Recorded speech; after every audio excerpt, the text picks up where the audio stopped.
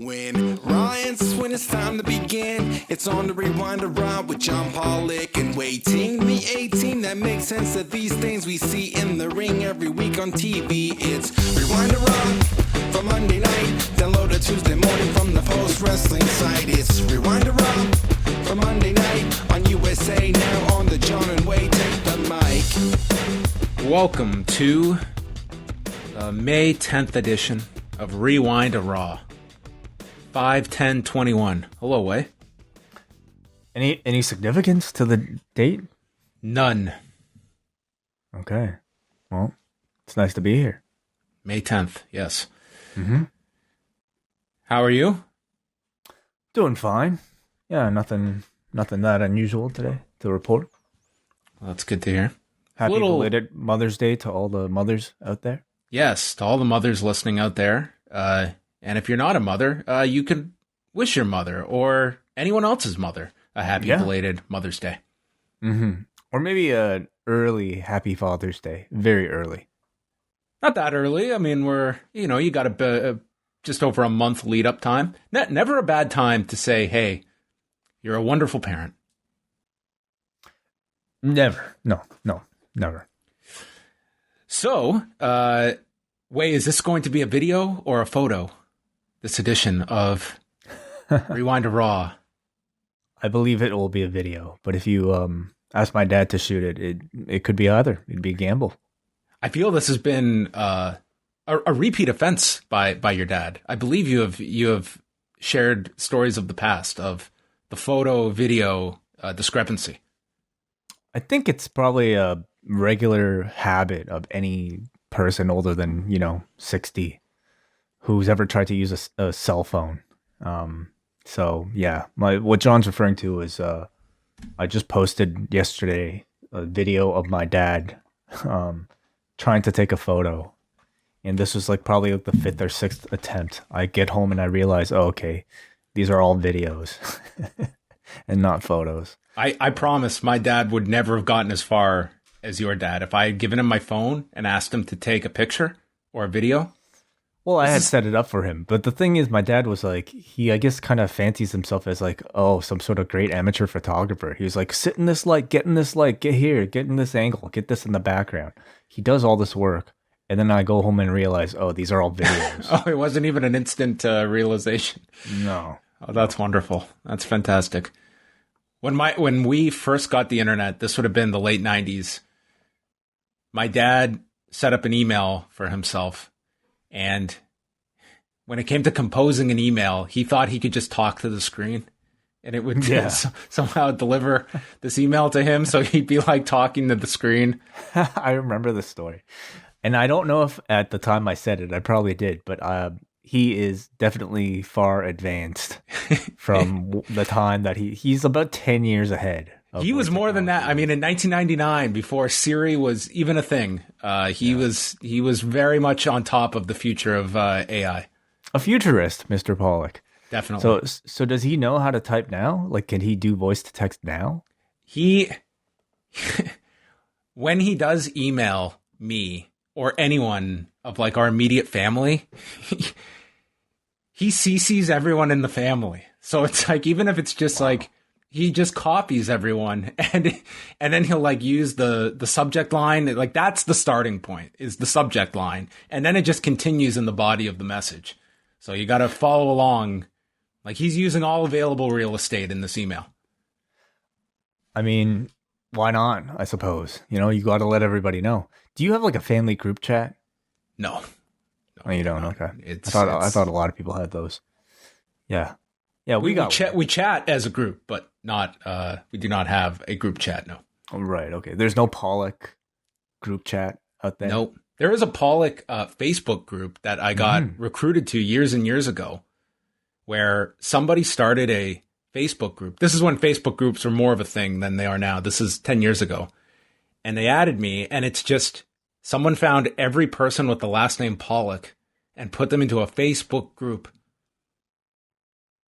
I know. Yeah, you would. I feel like I've heard this story before. Oh man, am too, I just going through all the greatest hits right now? Jesus, I'm out of It's been a stories. Then while. I'm done. I We don't have pretty any... much know everything about each other. I have and nothing think new. I have nothing new our to audience share. knows pretty much everything about ourselves at this point. 10 years in. Well, on that note, let us move on. Unless there's anything else you would like to share.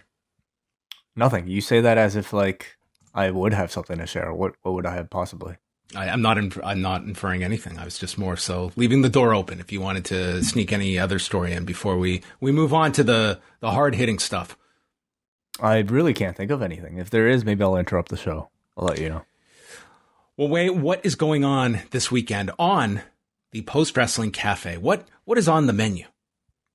In the Post Wrestling Cafe, first of all, every Monday, every Wednesday, all the Double Plus patrons joining us are here live on Zoom, available right after Raw or Dynamite ends for our live Zoom chat. On Fridays, we open it up to all patrons to join us live on Zoom. So thank you all for those who are here tonight in the room right now. But this week, we've got on Friday, it's an edition of Ask Away.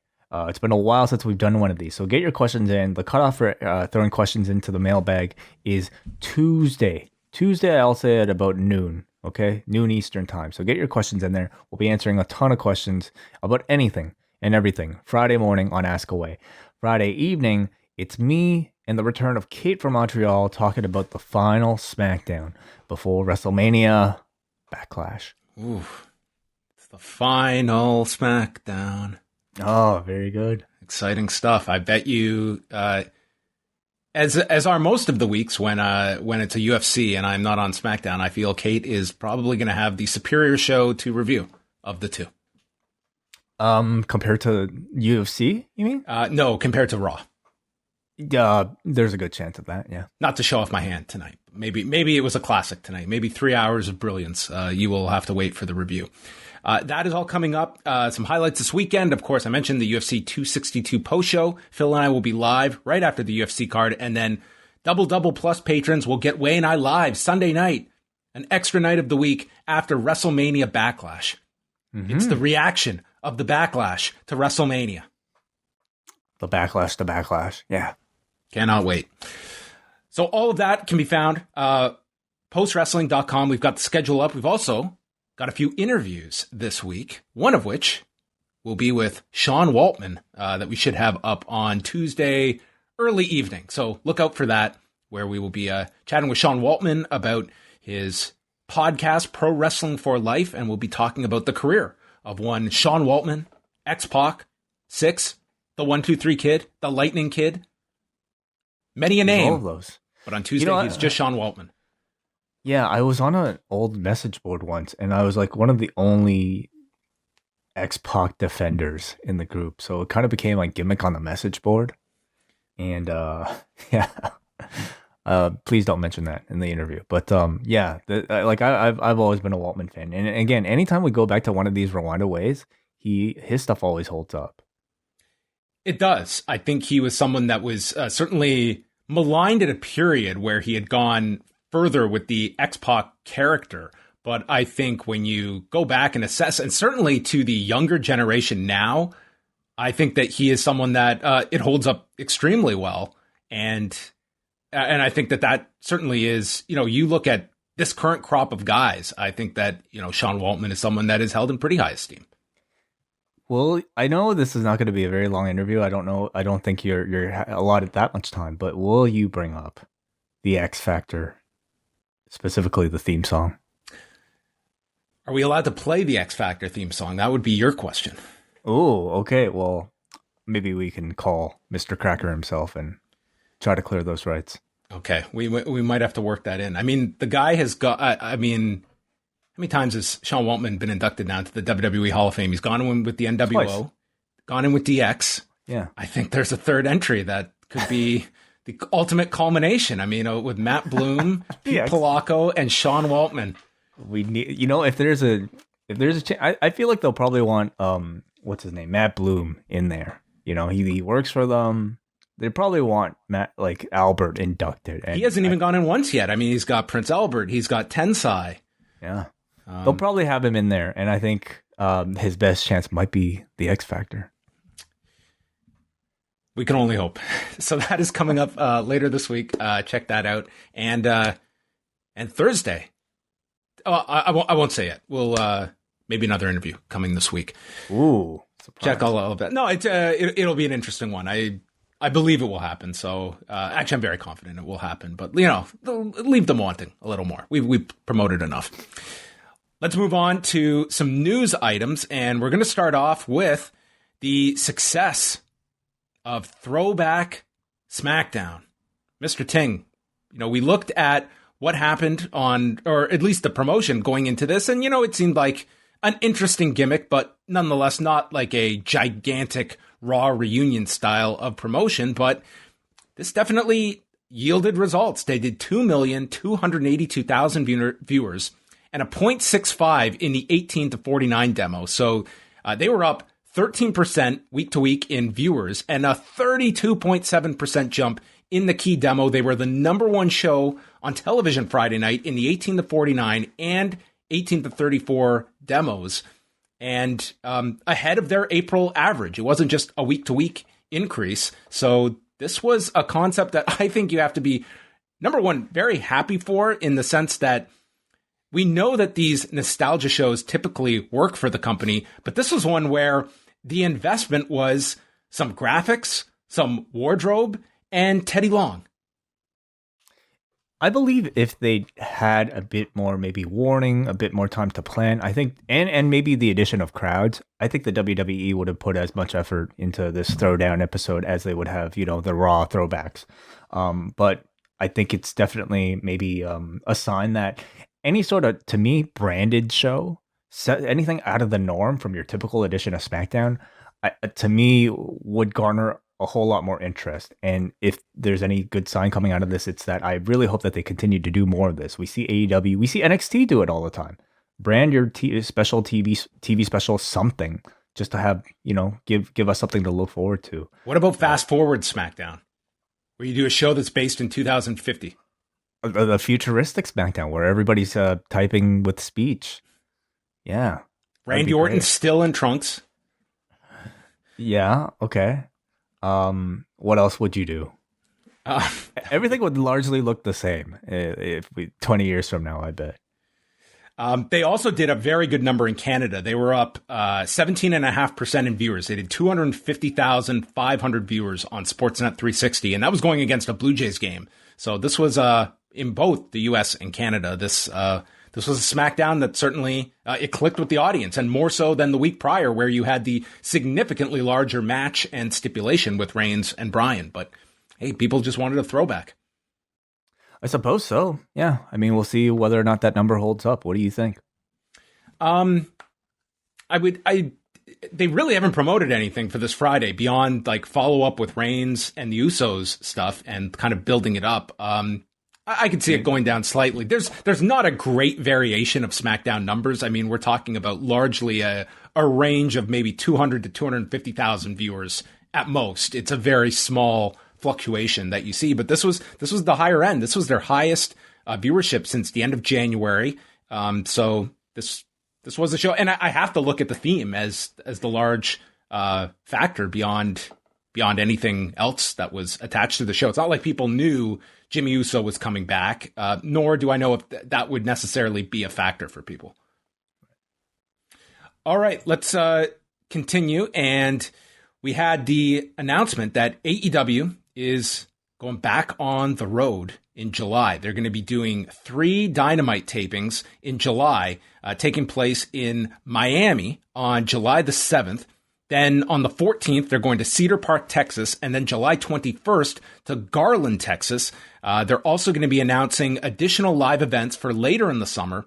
And with that, they have rescheduled a pair of shows in St. Louis. They're now going to be running November 5th for an AEW TNT television taping. What's notable about this is that it's a Friday night, and they're not calling it a Dynamite event, just an AEW TNT taping. So that's interesting. And then they're running New Orleans on Wednesday, January 12th of next year, which is labeled an AEW Dynamite event. So some interesting notes there, but they obviously feel that they are willing to now go on the road. And in Florida and Texas, those are the states that are going to be opening up the floodgates to allow all to come and not have any restrictions either. So that will be interesting too, of if AEW imposes any restrictions on themselves in terms of capacity for any of these venues in the summer. It will be, yeah. Because of the fact that they're doing a full capacity show in Jacksonville, something tells me that they'll probably just do whatever the minimum required is of the state that they're taking part in. Something like this was really inevitable. And again, without really kind of being there for being completely aware of what the situation is with these numbers, it's hard to really kind of make too much of a judgment. I mean, shit, it's like this has been an ongoing conversation for a long, long time, but circumstances hopefully are very different right now in the US. And at this point, it's like people have made their choice. They have the option to get vaccinated. And if they have not gotten vaccinated yet, I mean, that's their own decision. Yeah, I think that's, it's going to be a broken record. This is the trend of where everything's going in the US. I mean, especially in major areas this is the direction that's going, and wrestling is not going to be any different. I mean, you're going to be looking at other companies as well, but this is where AEW feels confident. And you listen to any doctor, even, or anybody, any expert, none of them are going to say anything is risk-free. It's like everyone is assuming still a level of risk. Whether you've gotten one shot, whether you've gotten two shots, there is still risk that is out there, and that's going to be the balancing act of these next few months, is how much risk you assume and how comfortable you can make people feel, and hopefully avoid any spread beyond what's going to be happening, and there still will be cases. Well, how long before do you think WWE follows suit? I think they have stated that they would not be going until sometime in the summer or so. So I think most people are looking at, is SummerSlam going to be your next show that you do in front of fans? And would that represent the move from the Thunderdome back to touring? I think that would be kind of the target you would be looking at. Okay.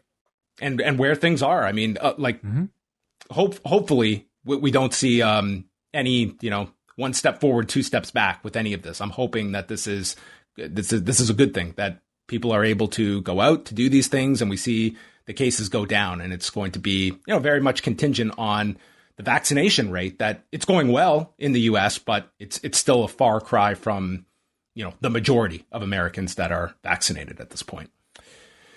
Dark Side of the Ring has confirmed their schedule for the rest of this first half of the season. So this Thursday is Nick Gage. Next week is Collision in Korea. May 27th will be the Ultimate Warrior, which is interesting because that will be 4 days after A&E's biography on the Ultimate Warrior. So we will get the Ultimate Warrior. I mean, I wonder if this is just where things had been always scheduled, if they're just both happening to occur the same week as each other, or if there's leaning on this instant comparison that they want. I do believe that Dark Side of the Ring is going to get more attention for this Ultimate Warrior one, because it's going to be the response to the A&E biography that's going to do a way higher viewership, and Ultimate Warrior will, in theory, be talked about for the days coming out of that A&E bio, and sends everyone to Vice TV potentially on Thursday. Like that Ultimate Warrior one will be very interesting to see what the viewership is like, and if they get a spike because of the A&E connection. Telling you, John, we lost one wrestling war, but these are the real wrestling wars, the wrestling documentary wars. Yes, I'm willing to bet that if you ask Vice, they'll probably say, this was a coincidence, but I don't know. It'd be a pretty tough coincidence out of a 14 episode run somehow. But I'm looking forward to it. You know what? This actually gives me more interest in seeing the A&E one, because I'll be honest, I've kind of cooled off on those lately because of Dark Side of the Ring. But now, having a bit of a basis of comparison between the two, I'll be watching both. Then June 3rd is Grizzly Smith and the entire family with Jake Roberts and Rockin' Robin, Sam Houston. That's going to be a very dark episode. And then June 10th is Tom Billington, the Dynamite Kid. And that will wrap up the first half of the season, and then they come back later in the year with the remaining topics that they will be covering. So of the ones remaining, like what besides Ultimate Warrior, are there any that is Nick Gage pretty high on your list of interesting subjects? Definitely. A lot of the subjects I really don't know a whole lot about, so I'm curious to learn. I think a lot about a lot of these things. Certainly the Korea episode, the plane ride from hell, is one I'm really looking forward to. Some of these are going to be in the second portion of the season, but I'm really into the series now and the way that they present like any topic. So as long as they're putting a show, I'll probably be watching it. Yeah. Man, I talked about with the A&E ones about, Brett and the Montreal. You realize we're going to get double the Montreal because we've got the Shawn Michaels one this weekend, and then Brett is the end of the A&E run. Right. Yeah. I'm hoping since they're on the same series, they don't completely overlap. But you know what? Maybe we get two different perspectives. But we've had both perspectives. Dude, actually. We've had every perspective. We've had every perspective. We've had books from every perspective. I think we have to remember, maybe as we're even about to talk about, the Booker T one, is that like these aren't necessarily made for people like you and I. These A&E biographies are made for people who might have only like watched Shawn maybe throughout the Attitude Era or something, and then never followed wrestling. Certainly have never read The Observer or watched any of the other documentaries. Provides a very kind of like a bit more of a wider overview of like their careers that might be retread for some of the more hardcore fans. And just one, before we get to the Booker T doc, just of course over the weekend, New Japan definitely going through a problem now with COVID after they had avoided all these positive cases. We heard of the 2 last week, and then with additional PCR testing, 7 additional positives coming out over the weekend. So this is this is New Japan running into their first outbreak. Yeah. I guess what you would classify as an outbreak, because I mean, people have tested positive before. Is there a specific number that that constitutes a outbreak? I'm not certain, but I would definitely classify this as one. And yeah, I'm really concerned for the situation in Japan, and hopefully everybody is keeping safe out there. I definitely wonder if we'll hear an announcement about the Olympics sooner or later, because I really can't see it happening. That to me has got to be one of the dominant topics that is circulating throughout the Japanese government and with international officials. Like it's getting down to crunch time where a decision needs to be made, and what the confidence level is if you are other countries of what are we subjecting our athletes to. On the New Japan front, I do want to make note that they are being very transparent about this. I do not expect names to be listed, but this is right on their website. They were being very clear of what the situation is. They're not sugarcoating. It's here are the facts. We did additional testing, 7 people. So, I mean, that I think is to be commended if they are being forthright about this. Sure. So the A&E Biography series continued on Sunday night with the focus on Booker T. The 2-hour documentary focused a lot on his upbringing, and I thought that aspect, like the first 45 minutes of this documentary, were extremely compelling. I thought among the strongest of any portions of these A&E versions of the WWE documentaries was kind of the path towards pro wrestling and what role it played, but really all of the upbringing, losing his father when he was 10 months old, his mother dying at 13, and essentially left an orphan with his sister. And I mean, this was a guy that went through a very hard life and, of course, ends up in prison after all of the robberies and gets 5 years and then out on parole after 19 months. And it's pro wrestling that largely gets his life on the right track with a goal, with something to work towards, and getting himself out of a life that very much could have been a much more harmful path for him. Yeah, going into this one, I don't know how excited I was for it. Booker T is certainly a name, but maybe not as big of a he's not as big of a name as maybe some of the other people that A&E are about to profile. But I think it's also for that reason that I felt this one, could have been more compelling, because we haven't had a million documentaries about Booker T. We know his story. but we might not know it as much, or we haven't had it repeated to us as much as maybe some of the others. So watching it, I totally agree with you. Everything, like, this man has lived, a really heartbreaking life and has come out of it the other way. Among some of the most well balanced and successful people in this business. And as far as like, things that I wasn't even aware of, I didn't even know the man had a child, like when he was 17 years old. 17, yeah. He's got like a 35-year-old son now that he talks about is actually, at least at the time of when this interview was conducted, was in prison. Mm-hmm. Yeah. So that was kind of startling information, but to all that stuff, but and then talking about meeting Sharmell and then like seeing how great he is with his family, it really is like an amazing rags to riches story. How did you feel about the career coverage that they did? That's where, listen, when you're watching these, I think it becomes very easy for us to pick apart what is left out when it comes to the wrestling aspects. And listen, you cannot cover everything in a guy's career in the time frame. I would much rather that they focus more on what we got from that first 40 minutes rather than cramming in so much wrestling. I didn't think for a second that TNA would be even a part of this or leaving the WWE.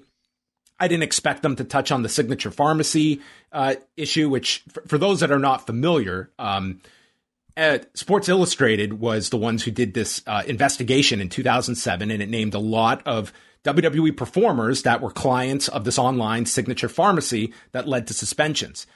The New York Daily News then did a follow-up and included Booker T's name, which he has been adamant since that he did not purchase anything from Signature Pharmacy, but was suspended by WWE and ended up several months later requesting his release and leaving. That's where he goes to TNA. Again, I didn't expect that part to be covered, but what everyone was talking about today more so was the omission of everything surrounding WrestleMania 19. And I think that given how much backlash there was to that angle at the time, yes, today, but also then. This was not something like just in hindsight looked bad. It was poorly received at the time in 2003. You introduced many different elements of race that Booker T encountered throughout his career, from the warning that he received from Ox Baker about you're very talented, but you will encounter obstacles throughout your career, not stating it outright, but alluding to his race. They cover the treatment he received from fans when he was in Global in Dallas, the Hog Wild incident, which is the way it comes off in the documentary is almost like, wow, we were getting all this great heat. It was disgusting that this was happening in 1996. So to me, when you are showcasing different racial elements that they had to encounter throughout their wrestling careers, and then when Booker T had I would say the most high profile match of his career, if it's not number one, it's among them in his career, to completely omit that and for this gigantic stage for him to be on, challenging for the world title at WrestleMania, that the largest company in the world felt that it was in their promotional interest to lean and play the race card and completely ignore it in this documentary, a total cop-out. Oh, no doubt. Yeah. It also wasn't something I expected them to cover. Again, it's a reminder that it's a WWE production. And last week we had, by contrast, I would say a documentary that did focus on a lot of the nastier parts of a person's life. But at no point throughout last week's documentary did I ever feel like the finger was being pointed towards the WWE. And this would be a situation that would be not just directly pointed at WWE, but who is in the position of playing that racist character, but a man who is in charge, one of your executives right now in the company. That would have been, I think, a pretty difficult balancing act for them to justify. And for that reason, I didn't expect them to cover it. But again, this is what we have to expect from this type of production that is being put together by the company. Yeah, do you hesitate to call it a documentary at this point? And listen, I'm not even saying this in a flippant manner. I think that there is a solid percentage of the fan base that doesn't want a warts and all documentary, that wants a feel-good WWE release, for lack of a better term. And I do think like that is, there were people that were very upset with the portrayal of Randy Savage last week. And I don't think it was necessarily because of whether these allegations were true or not. It was, I think for many, that they hold Randy Savage in this pristine status and want that fantasy to be maintained of this was a hero of a fan base growing up that want to see the preservation of that hero, even though the truth may sometimes force you to have to reconcile that heroism that you attach to some of these people. Now, in this case, this is not any slight on Booker. This is a slight on the company. And in the not too distant past as well, we're only talking about 18 years ago. And there's certainly other things. I mean, certainly we were not going to get an example of Vince McMahon and Booker T at the 2005 Survivor Series, which, again, I think... They did play his other N-word incident, though, from WCW. You're right. They did play the Spring Stampede clip from 97. But that was more like a slip of the tongue from Booker, attributed to Booker as a mistake, not something that points to the poor judgment of the WWE, and Vince in particular. Not at all. I thought that it was very difficult that we were... once you've opened the door and we are talking about different elements of racism within the industry, I found it very difficult to go from that and then Hulk Hogan being a prominent talking head in this documentary. And that brings us to David Dennis Jr., who was the writer and professor that was interviewed in this. And on Sunday night, he had tweeted, "So one of the main reasons I was brought in was to talk about WrestleMania 19. I went in about it for a long time, but my ass knew it wasn't making the final cut, so I figured I was going to get cut out from the whole doc." And he later deleted this tweet, but enough people saw this. And Booker T actually did address the WrestleMania 19 omission on his own Hall of Fame podcast. This was transcribed by Fightful. And Booker said, this was on Monday, "How can it be pulled when it never actually got in? To write that it got pulled makes it seem like there was a whole lot of meat and potatoes on the bone of the Booker T and Triple H story, I guess. I never gave the story a whole lot of credence or given a lot of thought to me losing that match. They talk about the story, and I understand that, but I never looked at my career and framed my career around a single match. I got paid more money for that match than I got paid for any match in my life. I'm not going to complain about that. When people try to make something out of a racial issue between Booker T, Triple H, and WWE, someone is just trying to get some clicks. I just want everyone to know that that was not what my story was about at the end of the day. My story is not about the dark side of WrestleMania 19. For people to want to make it about that, I get it and understand, but for me personally, that's not what my career makeup is about." So, I mean, in that case, it's, what are we presenting here? Are we just presenting like a feel-good story that is not going to dive into any uncomfortableness? And maybe that's what a large portion of people want out of these documentaries. I think that once you're going down that path, and it just seems that we're going to talk about the racism from the fan base, we're going to talk about racism in the industry, but WWE they don't get to be put under any scrutiny for this. I think in my position, I'm allowed to call that out, and I think that's a very valid criticism. And Booker T even noting this was the match he got paid more money for. So in his career, this was the biggest match of his career from a financial standpoint. That's a major omission. To just totally skip over such a prominent part of his career was challenging for that title. Unfortunately, there's nothing at all surprising to me about Booker T's statement there, because I've heard enough of Booker T on his podcast, on his interviews, defend countless times anything that goes on that is critical of this company that he is employed by, to know that he will stand by this company as long as he is under their employ, maybe even outside of his employ. Maybe this is truly how he feels. But we also, to me, it's just another reminder that, anytime we talk about a WWE production, perhaps it's a mistake to think about these as investigative pieces, and really just instead they are forms of entertainment that is being commissioned by this company. They are earning money from its production. They are spreading its name out there. There are pieces of PR you might even consider, but in the end, it's about making money and it's about entertainment. And I suppose sullying the name and brand image of this company is not conducive to either of those aims. But you change the goalposts week to week. It's when it's convenient to be to go into those dark investigative topics. As long as it's not about yourself. Yes, exactly. Well, you can use other people's, maybe dark histories for, I don't know, and I hate to call it entertainment, but to create a compelling piece of television, that seems fair game. I mean, it comes to know this is nothing surprising, to any of us who have ever like watched a WWE production, documentary, DVD, anything like that. I guess it's just a reminder that, hey, in the end, somebody has a final edit, and there is going to be some say from the people that are being covered about what gets to be said. Mm-hmm. I think that's interesting. I think this one is just more illuminating because of the fact that an interview subject was brought in to talk about that. So there was at least a decision made by somebody that this was relevant material to cover and a topic we did want to tackle. And what the process was, that's unknown about now, why it wasn't even addressed or mentioned. But we got plenty of breakdowns of the Spinaroonie. That was isolated. Dude, we went twice within the documentary. We had Spinaroonie chapters. Well, there's a lot of that. But even like going back to like, talking about like the WCW instance where he uttered the N-word.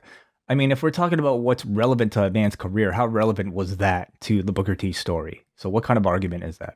Yeah, now, versus, a major, like to me, I think they are so just averse to any kind of self-analysis that I think they sometimes overthink things versus having that ability to look back and give any kind of honest view of what were we trying to achieve with this story? Why did we go this direction? And how would we tackle such a story today? I don't expect that kind of self-reflection, but I think at times it's a company that is paranoid at themselves looking in any kind of like, look at some of the things that this company has incurred in their history and look at them, how they're standing. They are largely an untouchable company. Well, I mean, this kind of goes to perhaps like a bigger discussion about the philosophy of professional wrestling itself, in that it is there to create illusion, to try to make somebody look perhaps an exaggerated form or better in many cases than what reality exists, right? Like going back to like WrestleMania this year, deciding to clean up some of the best parts, in my opinion, of the production, the improvised, interviews because of that rain delay, or I guess the Mandy Rose slip. Have we come to a decision about whether or not that was actually left in there? I mean, the angle seems to be dropped. We're not mentioning the slip anymore. For Nia Jax is no longer slipping every week. Anyway, that's a bigger discussion. But anyway, are there other subjects that are coming up in the A&E series that you feel like might be another indication of like whether or not they'd be censoring themselves that you'd be curious to see? I mean, with Sean, there's certainly, So now Sean, I'm sure like his story is out there. Like he and they have a redemptive story, because by the end of it, he comes up with like the best run of his career, and he's like, religious, and he's just like so much better now. But is there anything that like seemingly is unjustifiable that is a WWE decision that you feel like might come up? Well, let me ask you, if you have footage of Sean pilled up on television, are you going to be showing that?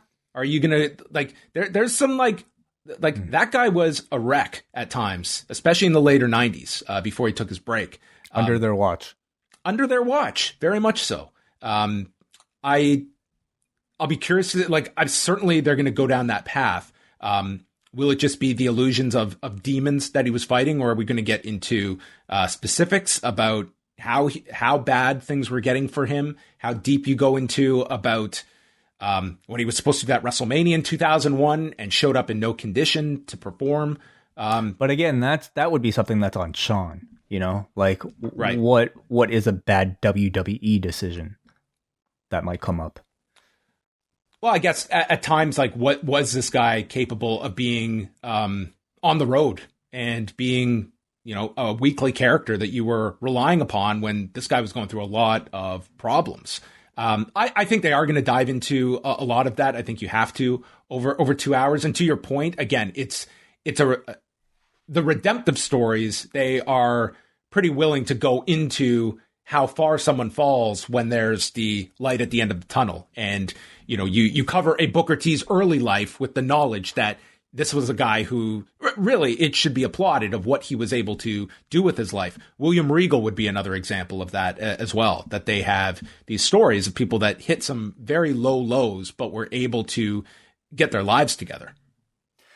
Yeah. And again, like, I think the fact that we're not getting a Hulk Hogan one is another indicator too, that like they only want to cover perhaps the prettier side of, the WWE affiliated stories.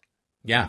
I think the Warrior one, that's going to be the one that will get the most attention, because that's one, again, I would say that if these were 44-minute documentaries, I think they could skirt by skipping a lot more stuff. In 2 hours, you are making pretty conscious decisions of significant things to omit, such as a WrestleMania 19 that you could absolutely have dedicated 5 or 6 minutes to.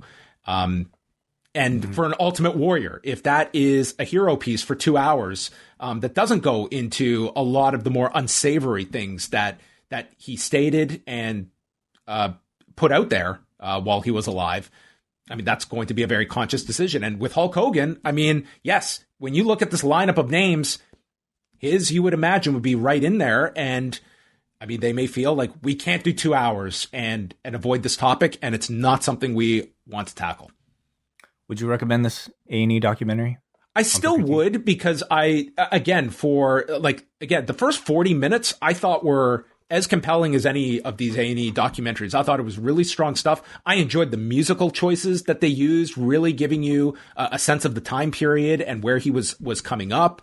And as well, like towards the end, like the scenes at home with his family are just heartwarming, with his 2 twins and with Charmel. Like, this is a guy that has a tremendous family life and seems to be living a fantastic life. But I think with the wrestling, I think there's criticism you can have that at the end of the day, you're not going to expect out of these documentaries. But then there's others that, to me, the WrestleMania 19 stuff, like that to me is a standard you have to acknowledge in some form or fashion, because you were fine to go into it in certain elements, but when it came to the WWE under that spotlight, it was completely avoided.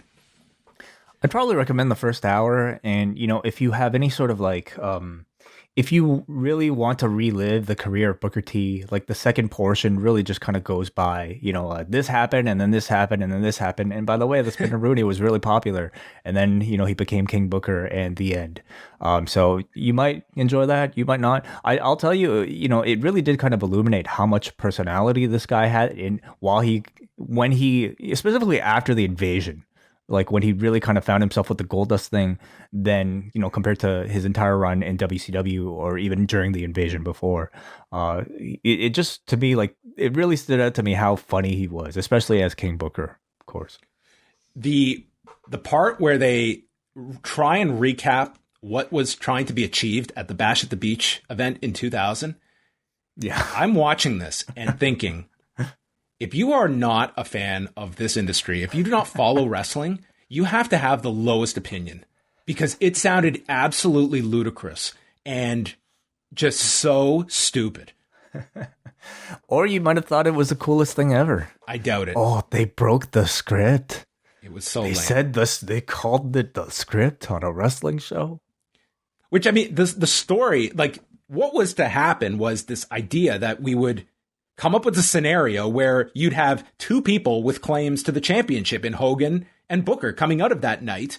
And naturally, it's Hogan comes back. And what happened was, when Vince Russo went out and did that promo, that's where he just went off the rails. And that was what led to Hulk Hogan legitimately filing a lawsuit over it and never comes back to WCW. But that was very much the intention when that whole the laydown angle, which was the second time within a year that Russo had booked that finish. They did the Hogan Sting deal not too many months before that. It was pretty tired the first time, much less a second time. But that was...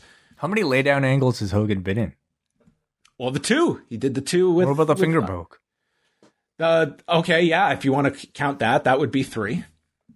Just memorable moments in WCW history that really stand the test of time.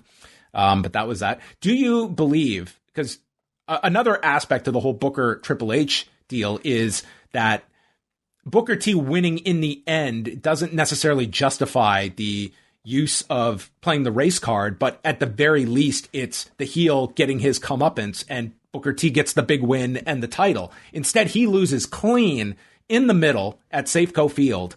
And if he wins that championship, do you see like much of a different forecast for where Booker goes in that company? Because I in 2003 on Raw, that championship was at the waist of Triple H, and it was at most Booker's getting a 4-week run with that, and then it's back around Hunter. Like, I don't think it's a career-changing moment if Booker T wins that match, especially when who's showing up the next night?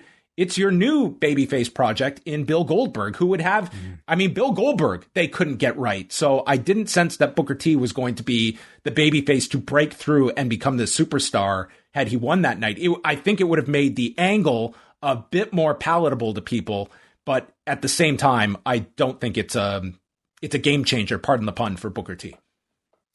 No, it wouldn't have made a grand difference in the state of his career where he would have ended up. But I definitely think, if it did happen, if he did win, you might have at least seen it get mentioned in a documentary like this. It might have been the whole. Then we'd have to acknowledge it. That was the key. It's that at the end of this, it's like, guys, Hunter's been the racist heel. He's got to go over. Why? Because we never want to acknowledge this on a Booker T retrospective 2 decades from now. Yes. Yeah, it wouldn't have made it better, but it would have made it a little bit better, I guess. So that is the Booker T A&E biography. And now we go on to WWE Raw from Monday night, the go-home edition for WrestleMania Backlash. I feel like most of the passion in our conversation might have just taken place in that. It's just like I don't see much of it happening for this edition of Raw, I have to say. Well, we will try and find some passion throughout this. We immediately started the show with the 6-woman tag, Nia Jax, Shayna Baszler, and Charlotte Flair versus Asuka, Dana Brooke, and Mandy Rose. Reginald was involved and did a backflip as all 6 women get into the ring for a standoff when Alexa Bliss and her makeshift playground has been constructed on the stage, and there is Alexa with Lily stating that she is keeping her eye on someone. More to come. They got the heat. So this whole thing just I guess lights off and then lights on. It just appeared. That's how playgrounds work. Yes. Got it. Okay. They got the heat on Mandy until Dana's tagged in. Baszler is with Dana Brooke when all of a sudden her knee gives out, and Baszler is left selling her knee as she gets hit by an Asuka Shining Wizard, and Asuka pins Baszler. Flair then lays out Asuka, and as Nia and Charlotte are tending to Baszler, Alexa laughs maniacally as Baszler is just selling the knee. So, we have incorporated voodoo into the Alexa Bliss character now. I didn't even put together that was what that spot was. Wow. Okay. Absolutely. Because I thought it was just Shayna doing the backbreaker onto the knee and then selling it afterwards. But I guess that makes perfect sense, doesn't it, in its own way?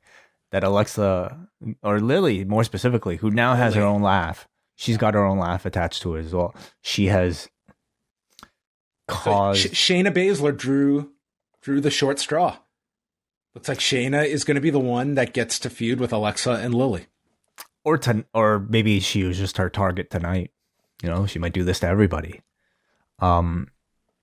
I have nothing good to say about this entire segment. The match was not good. I thought you had your usual awkwardness and lack of coordination from Nia Jax. Really nothing impressive or of note from the other competitors. And none of it really mattered anyway in ring because it was all the shenanigans that were, focused in this match.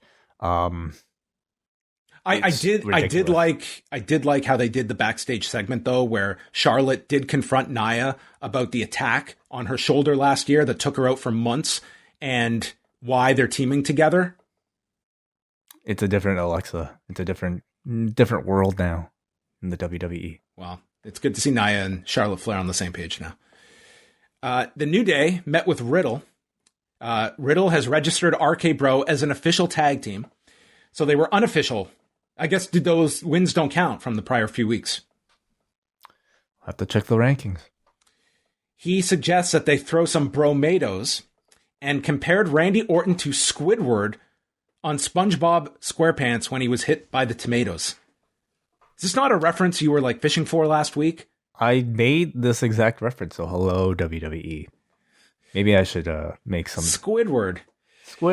Yeah, well, I mean, it's hardly a brilliant comparison. It's anyway, it's about on par, I would say, with the ketchup joke we got at the end of this. Orton is right behind him as Riddle is laughing about this and then gets caught. Ha ha ha.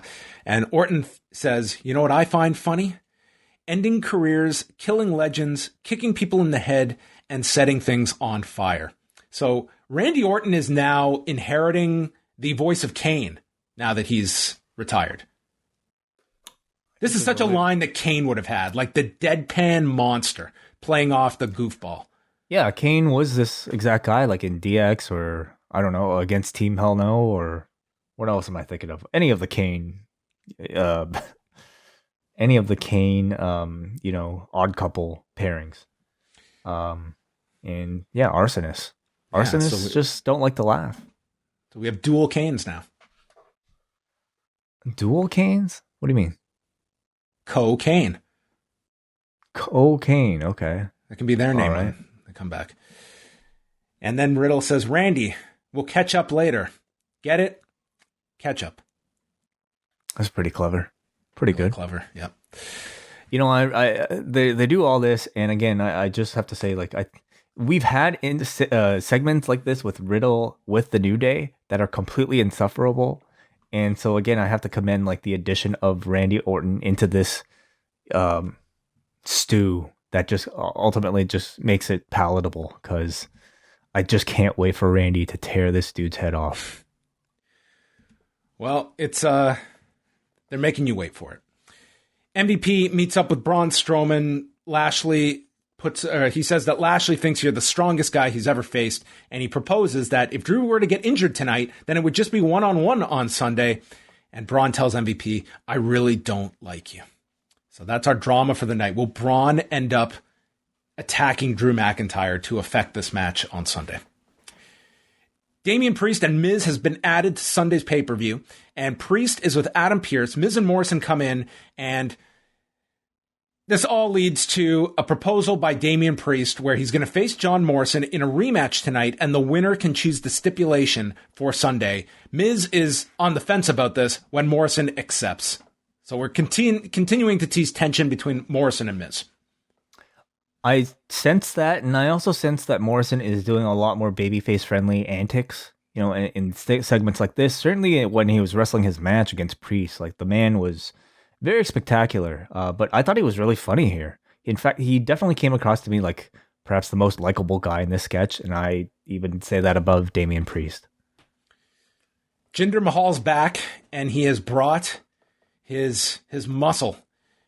Veer, who is Rinku Singh, and Shanky, Dilsher Shanky, who you would have seen on the Superstar Spectacular back in January. So they have taken one member of Indus but not the other. Sarav is not part of this act.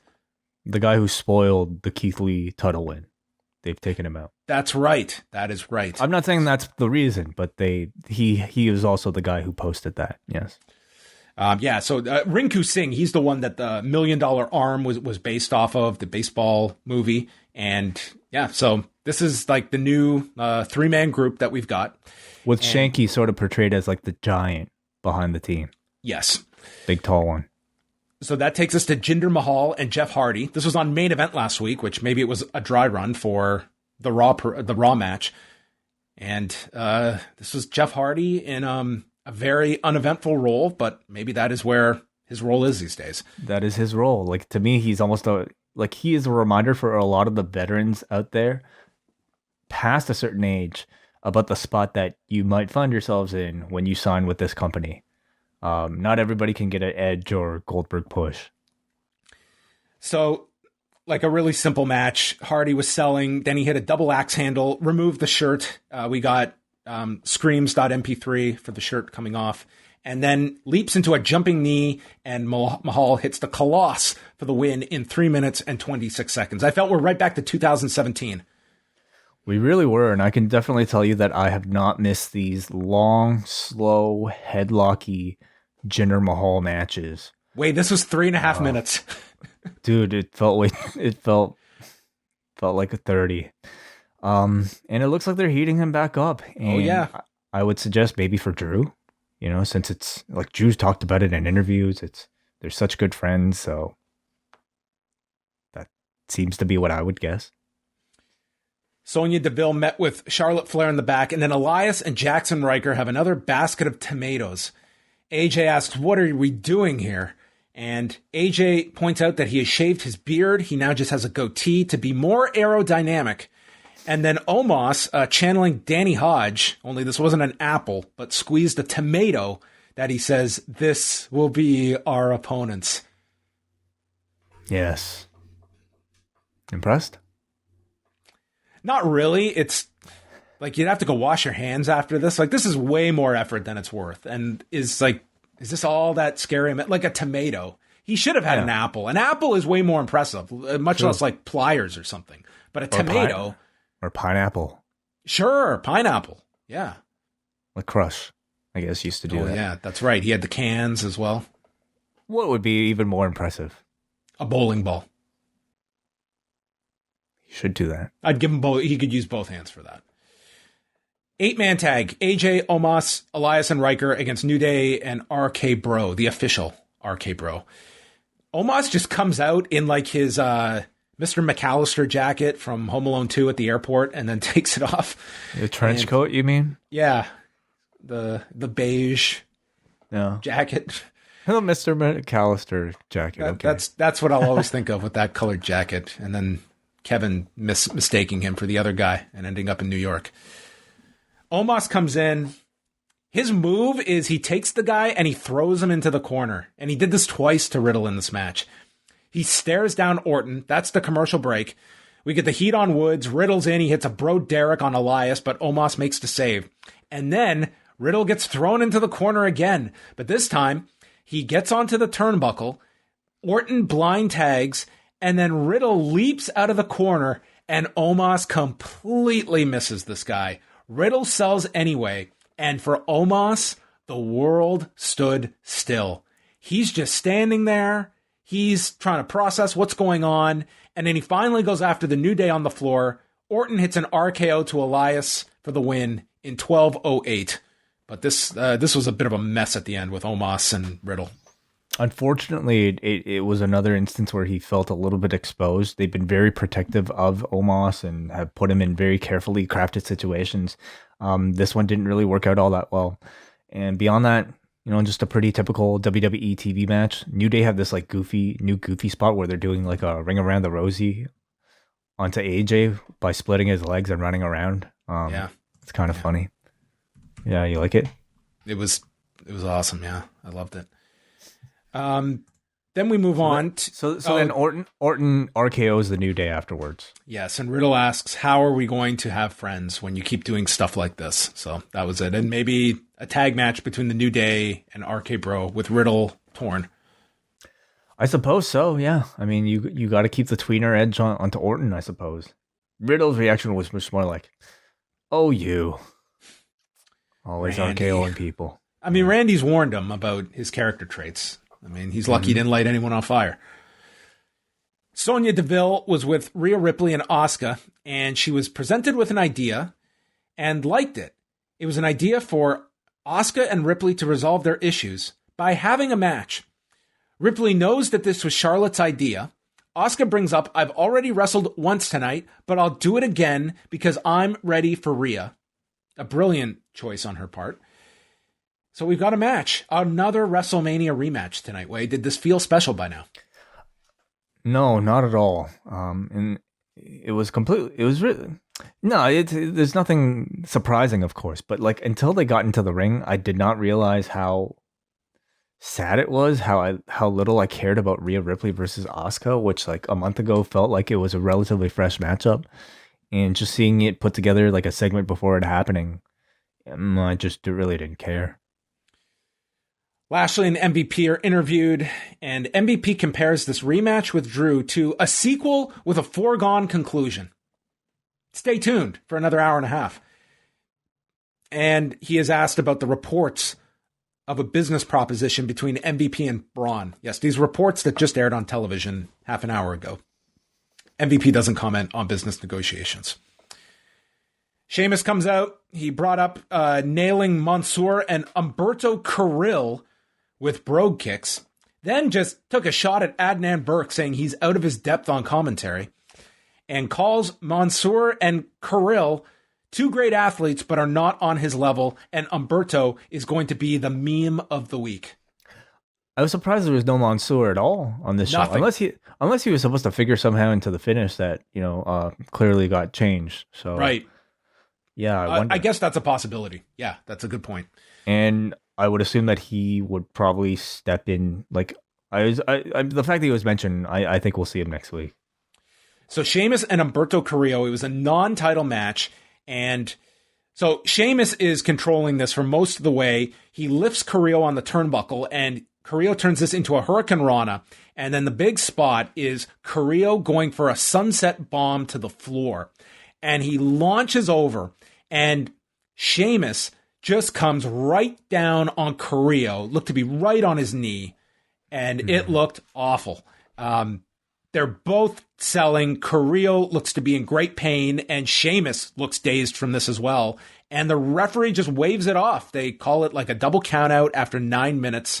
And Carrillo then got to be checked on, while Sheamus, he briefly got his arms up, but this was the end of the match. And I think the right call, like we always talk about, the need to get away from this. We got to finish the match kind of thing. It's like, there's a problem. Boom. It's over. I don't know if it was a choice or not for the camera to stay so closely to the situation, but like we got multiple replays of the injury, and as well you could see in full view Carrillo signaling to the doctor ringside, signaling, and even like seeing the referee finally getting notice that, hey, something is actually wrong here, we have to end the match. So all of this kind of played out in real time, and I don't know if it was intentional or not. Something tells me it probably wasn't, but the fact that it was intentional and they just called this off, I don't see why you wouldn't do this all the time. Because injuries do happen in competition, and this ultimately just came across to me like sport. Yep. People get injured and they can't continue, and you have to end the match. It's obviously incredibly unfortunate, very unfortunate for Carrillo, who, after a long layoff from being on TV on Raw, has to, suffer.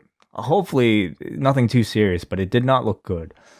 So hopefully he's okay. But as far as being honest about these types of injuries on TV, like this was perfectly fine presentation considering the circumstances.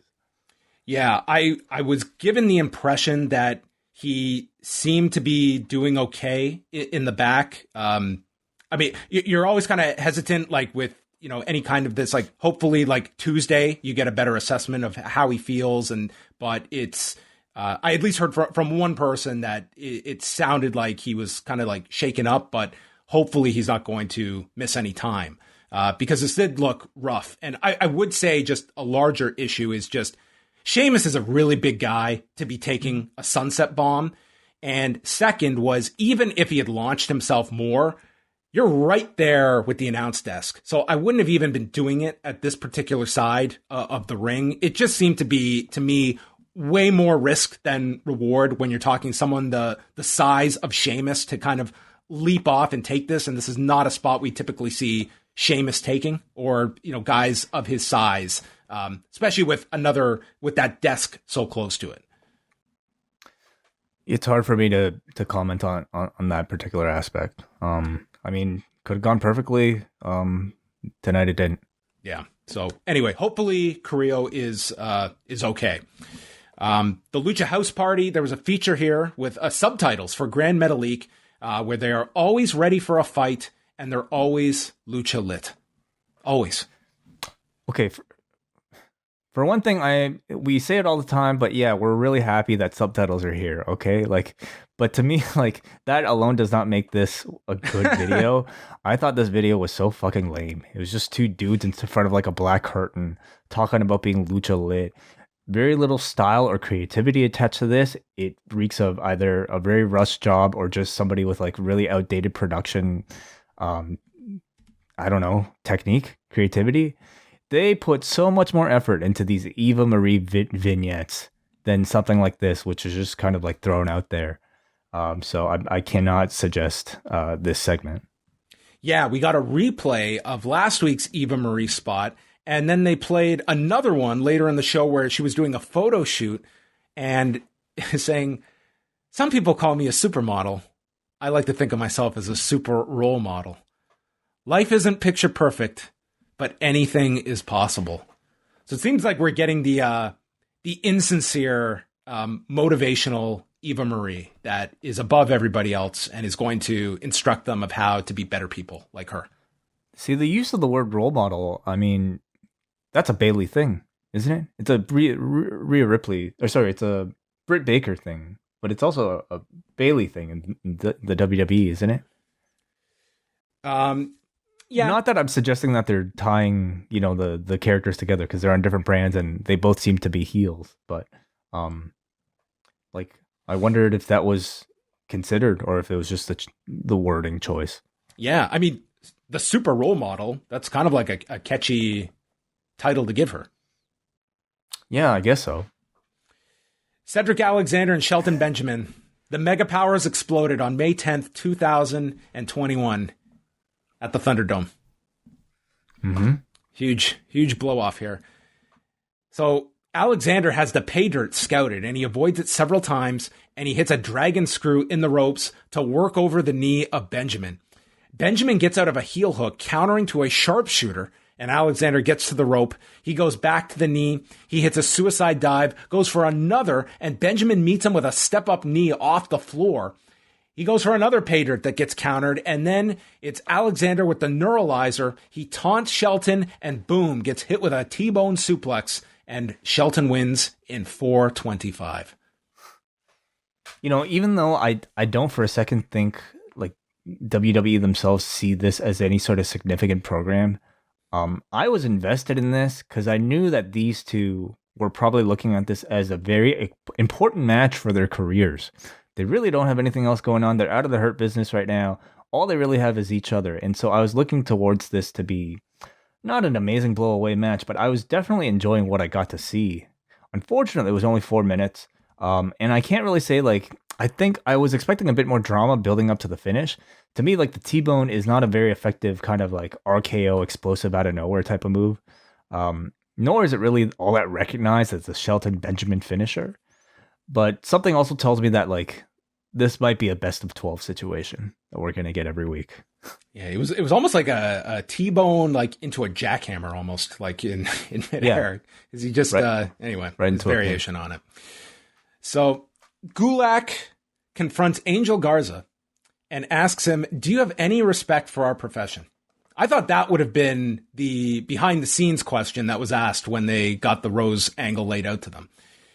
Gulak says, "You embarrassed and humiliated me last week." And Garza says, "Next time I might shove this rose down your throat." I thought he was going somewhere else when he said shoving it down. And anyway, this was more PG. Where else could you shove it down? Well, it's gone down the back. It's got to go down the front, right? So. Oh, wow. Anyway. See, I would have preferred the throat to what I had last week. So I don't think this is any sort of escalation of threat from Garza. He's going to force him to eat the rose. Yeah, I would prefer that to what they did last week.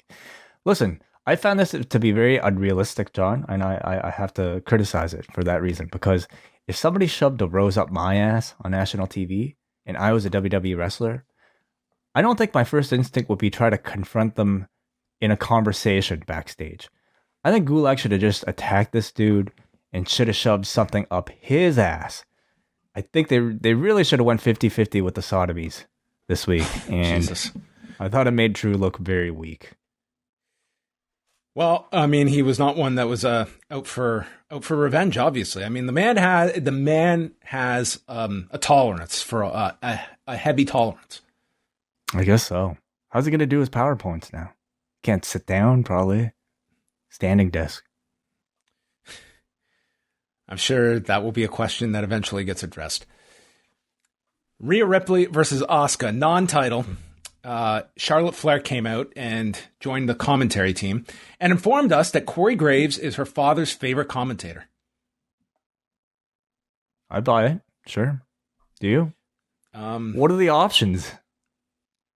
I mean, Ric Flair is not limited to just the USA Network, so I would think he could watch whatever wrestling he wants. Maybe he's Are you saying on Fox there's a better choice?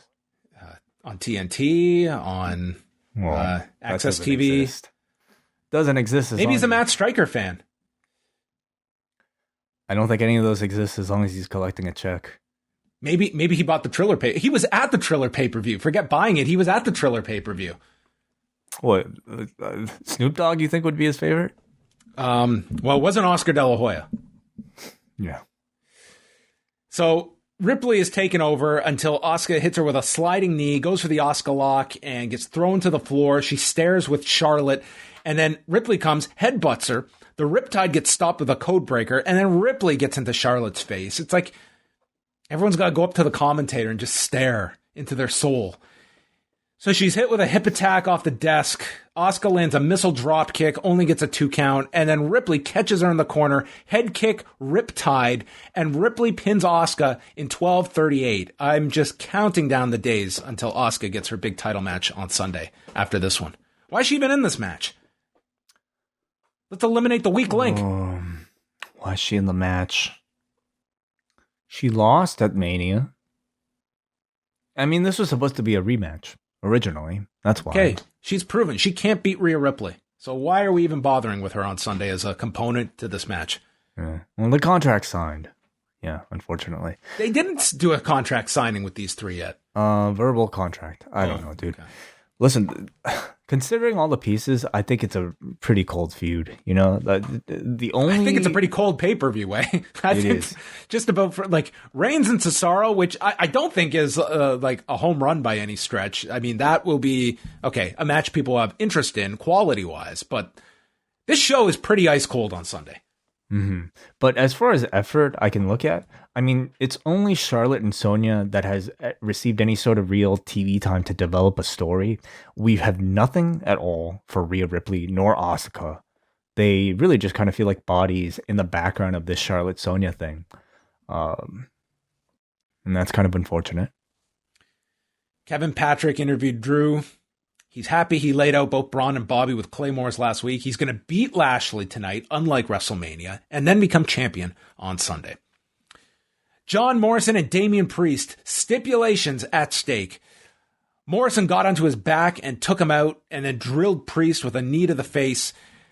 They go through the commercial break, and Priest and Miz have this, they had this showdown on the floor before the break. Miz then drills Priest with a boot behind the ref's back. Priest comes back, lights up Morrison with kicks, hits a spinning heel kick off the top for a 2 count. Just a painful maneuver for him to be introducing and continuing. Hit the lights is countered with a roll-up, but Miz is distracting the referee, so once again, Morrison has the visual, but Miz is screwing up. So Priest comes back, hits the lights for the win in 12:56. Damian Priest wins, and guys, WrestleMania Backlash, 5 days away. Priest, Miz, lumberjack match. I can't tell you of many stipulations that make me less interested in a match, but I think lumberjack is one of them. Like, out of all the stipulations that exist in the wrestling world, how they think that lumberjack would be some sort of additional draw on a pay-per-view match? You could name anything. Like, you can name any stipulation. You could get the ownership of the Miz and Mrs. brand. Give me anything on a pole. I'll take anything on a pole over lumberjack match. Judy Bagwell. Sure. Oh, yeah, I'm paying for that, for sure. Mr. Mizanin, Mrs. Dad on a pole. Sign me up, yeah. Like, a lumberjack match is something we see like on every other TV show. It's something they do just to get people on to the show, like just to show their parents that, hey, I'm on Raw tonight. You know, like it's not any sort of, there's no finality to it. You're guaranteed a bunch of interference. I think it's a poor stip. This match though, this match was interesting because you got the sense that they told John Morrison to go out there and just do cool moves.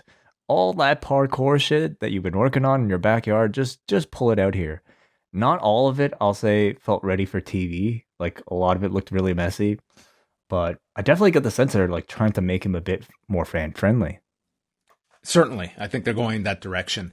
Actually, going back to the Booker T thing, like thinking in like the WWE perspective of what they would want to showcase, I'm very surprised that they did not include the Bad Bunny stuff with Booker in that documentary as this figure that has crossed over with a very popular musician. Yeah, well, we don't know what timeline like the production might have concluded, but absolutely, like as far as like a resurgence in his career goes, this is like one of the maybe the most mainstream thing that he's been involved in. I think it's like a real notable thing. Like for a WWE documentary, that to me is easy content. I guess it's like, Bad Bunny, but there was one night the Undertaker wouldn't do the spinneroonie. That needs about 4 minutes. That was a funny scene. I mean, they even included that in the last ride, didn't they? So we've seen it. Yeah. So we have seen it. But yeah, like, I mean, I don't know. Maybe the producers of this one didn't know how big of a deal Bad Bunny is. But like, if you know, I'm sure like if you asked plenty of producers and if they had the time, Bad Bunny would have been all over this thing. He should have been interviewed talking about Booker T. Yeah, I mean, yeah, who knows? It was just an interesting thing that I thought would have been a given to, just kind of showcase Booker outside of wrestling. So Miz attacks Damian Priest after the skull-crushing finale is blocked, and Miz runs away, and then we set up the lumberjack match with Adam Pearce, where Priest said, bring talent from Raw, SmackDown, aliens, zombies, whatever. What if we get zombies and aliens on the floor on Sunday? We've had both those things in pro wrestling history. Yeah, haven't we? Who's a zombie? The first night of ECW on Sci-Fi. Yeah. Yeah. And like, is Max Moon an alien? In theory, yes. Who else is an alien? I mean, Statlander, I guess, is on the other show, but in the WWE. What does Lily constitute? Not an alien. Supernatural being. Did they have an alien on ECW on Sci-Fi? That first night. Oh no, the alien was what was suggested, and then they ended up with the zombie instead. Right. Well, so he really wants this match on ECW and Sci-Fi. It could have been. That should have been the stipulation. Only gimmicks from ECW and ECW on Sci-Fi lumberjack match. Oh man, that make the match. All the ideas that didn't make it onto those first few weeks of ECW on Sci-Fi that they were fighting against. All right, and the final one. It's our WrestleMania main event. Bobby Lashley and Drew McIntyre, non-title. They actually had a very good match. This was just very late in the show. It becomes very difficult with your commercial break in the middle that just kind of takes the air out of it too. Listen, yeah, this was a great match, but am I ever going to recommend it? Fuck no, because the result is meaningless. It's going to end up in a DQ. It doesn't matter who wins or loses. So why waste your time? Drew made his comeback. He had a bunch of belly-to-bellies. The Future Shock is countered. Then there's a cross body that Lashley hits, stopping a Claymore. The Hurt Lock gets fought off by Drew, and then he suplexes Drew, but Drew pops up, nails the Claymore. He has the match won. The champion is just laying there. Non-title, but nonetheless, he's laying there. Braun's music hits. Drew he's conflicted. Do I go for the pin, or do I listen to Strowman.mp3? He was just mesmerized by this roar, accompanied by music. And then Braun appeared from behind, attacking Drew for the DQ in 13:26. He gave about 5,000 power slams. He attacked Drew, then took Lashley and power slammed him through the barricade. Another power slam to Drew, and then yells, "I'm the monster," and lays out Drew with the latest power slam. So it was Braun Strowman standing tall as Raw went off the air. Will this man be champion in 5 days? Tune in. WrestleMania Backlash Sunday. Yeah, now that we've had the entire build concluded for this three-way, I think we can, pretty much assess that it is about as generic of a build to a WWE three-way as you could have had. Every week you do the singles match between this guy, then you do the singles match between this guy, and then another singles match. And the whole time you're asking, Bobby Lashley, what are you gonna do if you lose the title? If you don't, you might not even get pinned, and you might lose the title. What's your response? Drama. It's just like it's about as like by the numbers of a three-way build as you can get, and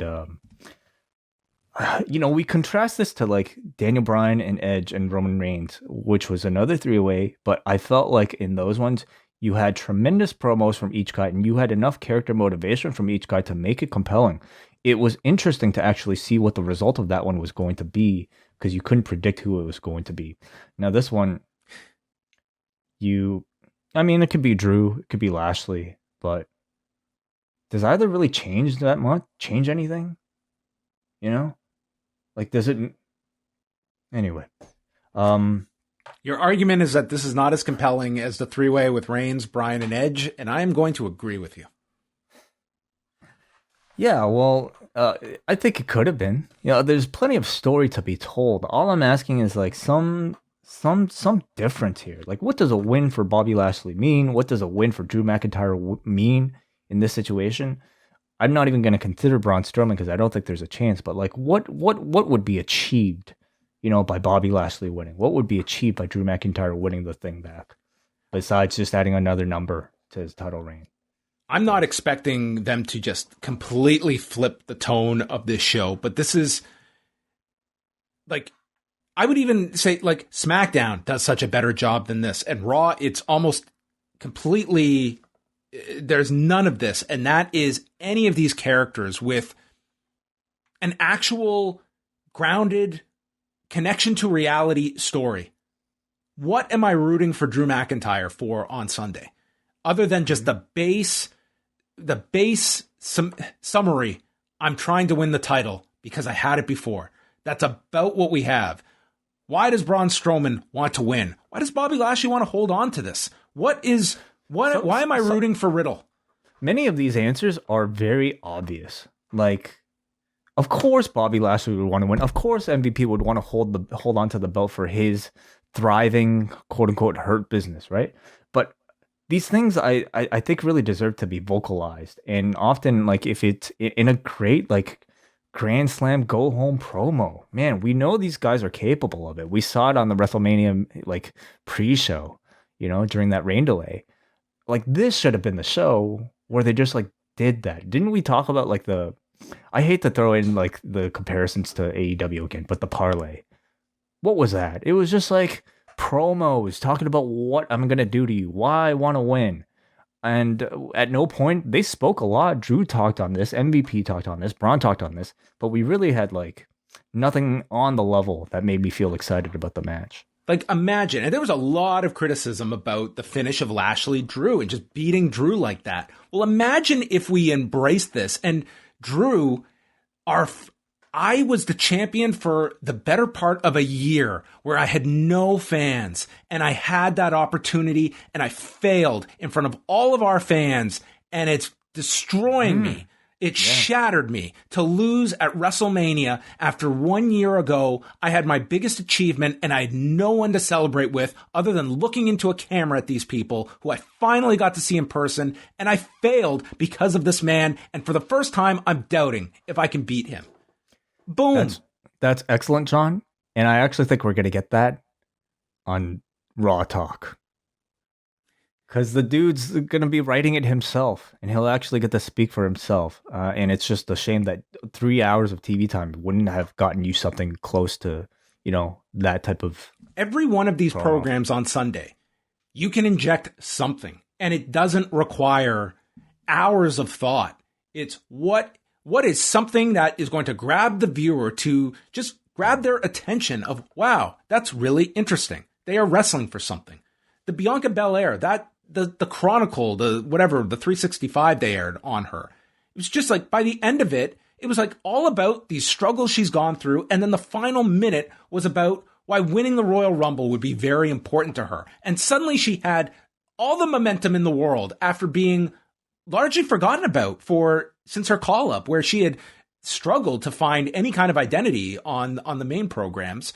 And then suddenly this one special that told her story and attached it to a match, you're suddenly rooting for this woman. And it was a big deal when she won.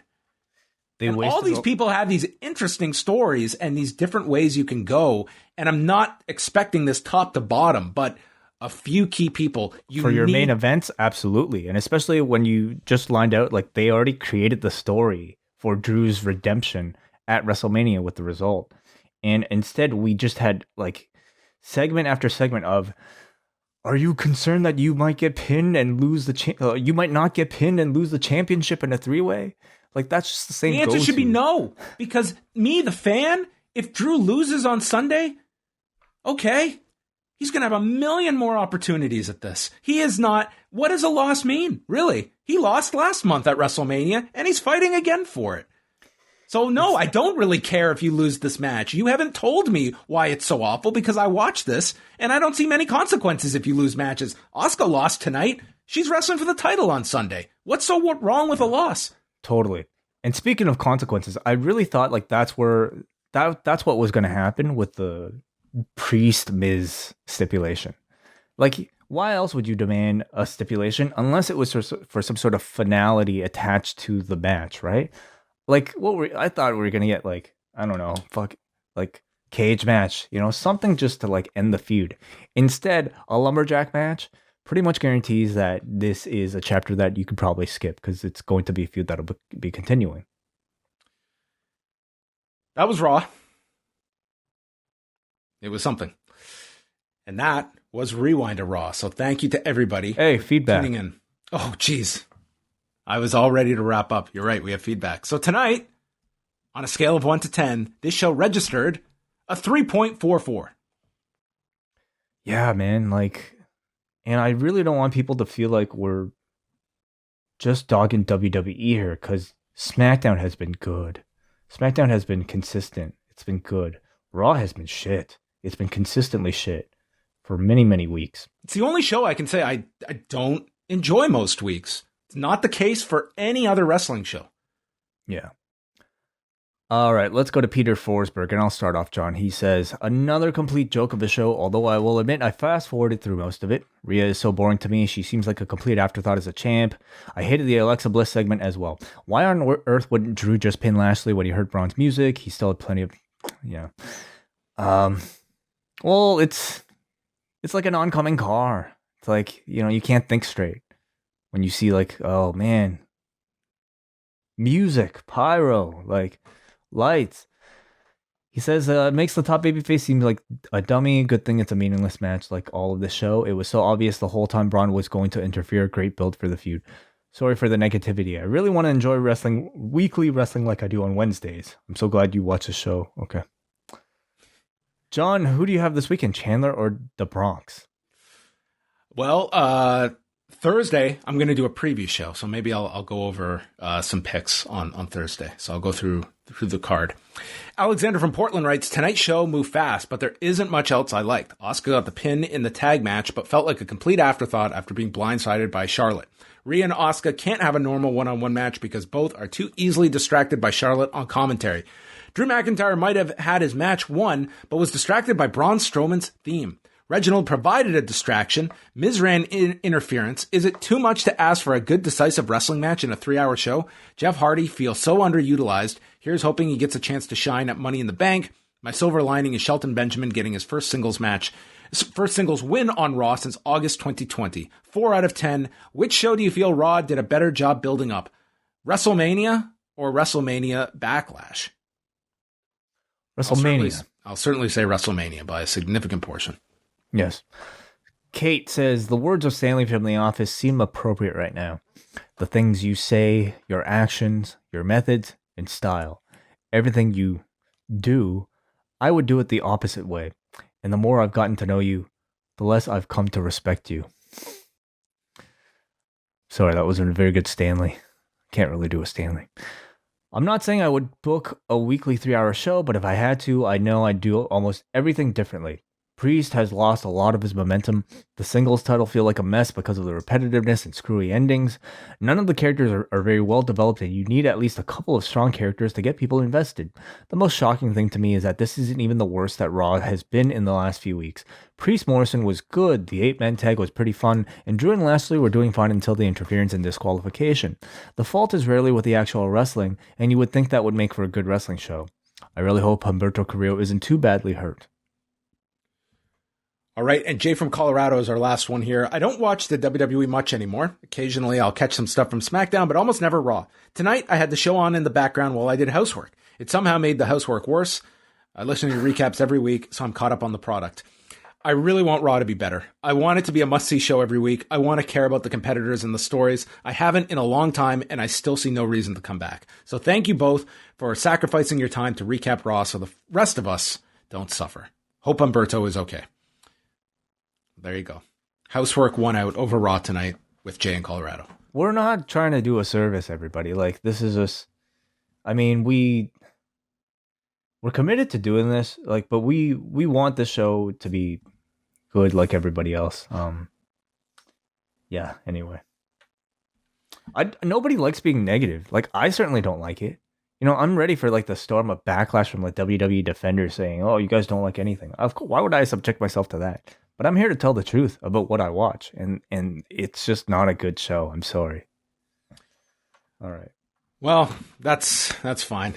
All criticism can be sent to I am John Pollock on Twitter. You can send me all your criticism. I don't know how much there is out there, to be quite honest. I don't think we are hardly outliers consistently. I think Raw, it is in a significant rut, and I think everyone wants to just see some more life injected into this show. It's very, the 3 hours is the 3 hours. But as I tweeted tonight, this was our 459th week in a row of 3-hour Raws. So the format is not the be-all, end-all problem. It goes further than that. You can still put together 459 weeks. That's like coming up on like 9 years, right?